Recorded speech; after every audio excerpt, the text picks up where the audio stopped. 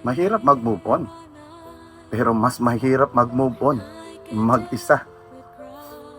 Pero dito mo mapapatunayan na naka-move on ka na kung kaya mo nang maging masaya nang walang kasama. Pero yung proseso na yan, mahirap yan. Madilim, masakit. Hintang ina matutulog ka. Hindi mo namamalayan nung umiiyak ka na pala. Tapos tangina, pagising mo sa umaga, hahanapin mo yung maskara, susuotin mo para ka makangiti sa harap ng ibang tao. Papasok ka sa trabaho, di mo ba nakikita minsan?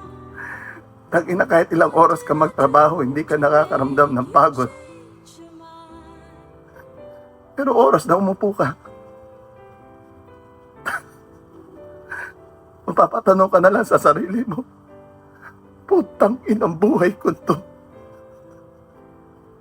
Kung sa tingin mo, ang maghanap ng iba makakatulong sa'yo, gago. Paano mo mapapasaya ibang tao kung sarili mo hindi mo pa kayang pasayahin, di ba? Sayang naman, baka makasakit ka pa.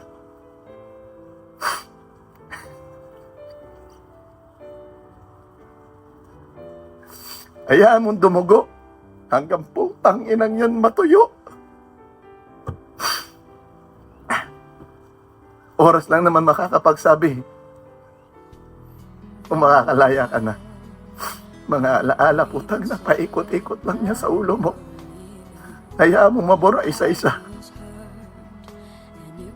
Hayaan mo lang. Ganun talaga ang buhay. Minsan nasa taas, minsan nasa baba. Naku, kakayanin. Kailangan eh. Ayoko mawala. Sayang paiyak-iyak ko. Hindi ko na mamabasa yung mga komento nyo.